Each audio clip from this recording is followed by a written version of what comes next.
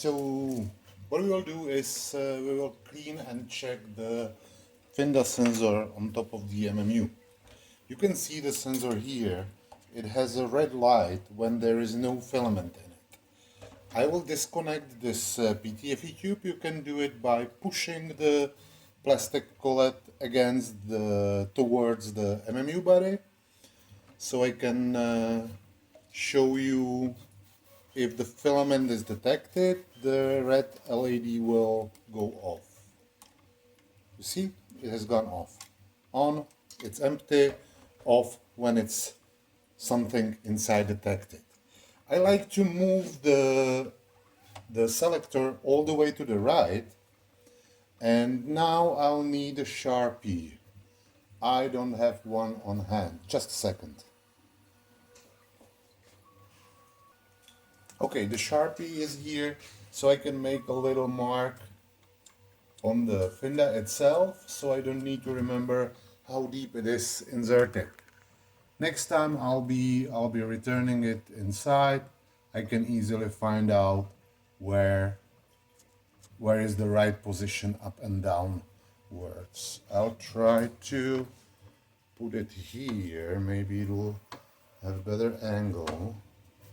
Well, balancing stuff on the buffer. Nah, it will do. If something gets wrong, I can definitely fix it. Okay, I'm losing the screw for the FINDA probe, so I can pull it out. You can see the mark from the last time. Now, inside there is a little magnetic ball. I'm using the Allen key. You can hear the little thingy clicking. Always put your finger here. The ball likes to run away. You have to fish it out a little. I have it. Nah, I don't. It likes to run away. I have it. Okay, now I'm using compressed air to clean the compartment. If you don't have it, don't bother. We will just clean it with the little piece of filament I made ready before. Just stick it inside. It should be okay now. Now I'll keep the filament inside where it was, where it's like doing the same. It's in the same position now, like it's fed by the MMU. Don't forget to return the magnetic ball inside. And now you can see when there is no metal object detected, the LED is on. When there is a metal object, the LED goes off.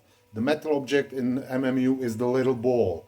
When I insert the filament inside, the ball is lifted a little bit and it's detected by the FINDA probe. So we need to position it just right so it will trigger nicely. Okay. I'm now searching. Yeah, it's on. I'll try to take a better. And it's off.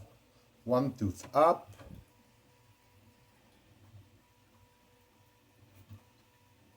Now I have found the right position and I'll verify it. I'll just secure the screw here. Off. And on. Insert it. Pull it out. Insert it a few times so you know you have nice, reliable reading. Now, if I just reboot the printer, restart by pressing the button on the LCD display, the MMU should do the boot up sequence, so it will rotate. I can return the PTFE tube inside. Yeah, it's there. It should rotate because we have adjusted and we are sure there is no filament in it.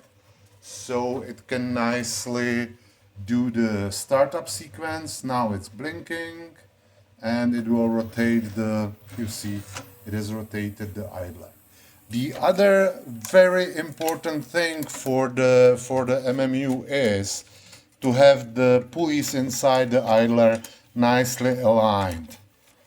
I'm opening it now, and you can see that all the pulleys here is here they are, and here is a flat part of the motor rod, and all the pulleys are tightened directly against this flat part of the shaft of the motor rod. So now I'm closing it back, and I'll show you how to tighten the screws correctly.